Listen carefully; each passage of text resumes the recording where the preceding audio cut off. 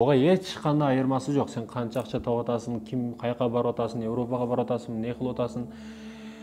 Бул жүрөккө эч кандай айырмасы жок. Качан турушуң, качан укташың, бул жүрөккө маанилүү. Адам негизи эле качан бактылуу, качан бактысыз боло турат, мекенештер. Бул жүрөк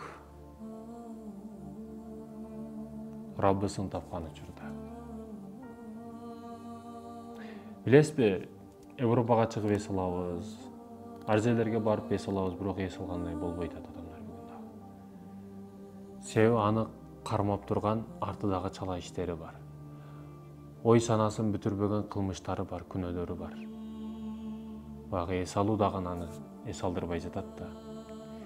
Неге десеңиз, жүрөк тынч эмес. Жүрөк качан тынч болот? Раббысын тапкан учурда. Жүрөк ошол сиздин сырткы иштериңизге бүт бардыгына түкүрүп койгон.